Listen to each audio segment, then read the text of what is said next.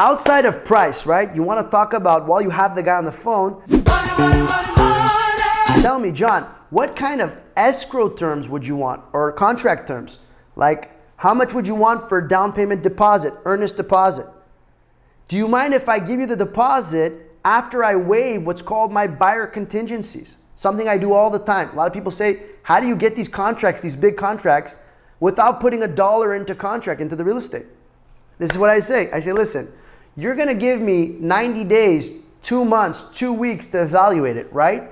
Which basically means we have a handshake agreement, but I haven't really committed as the buyer until I've said, John, your building's good to go.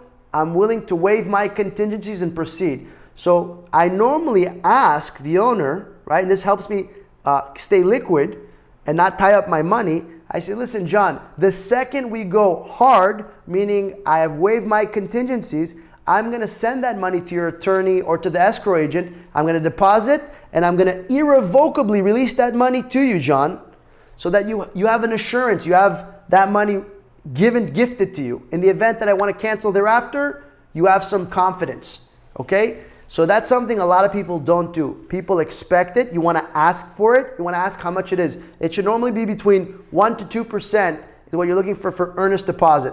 Max 5, max 10, depending on how aggressive the situation is. The other thing you want to ask for is the buyer due diligence period, right?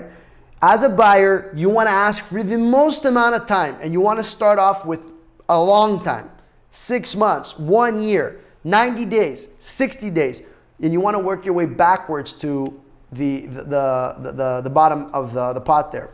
If you're a seller, okay, which we're going to talk about another day, but just to throw it out there, if you're trying to sell or dispose of an asset, you want to consolidate that due diligence period to the shortest span of time.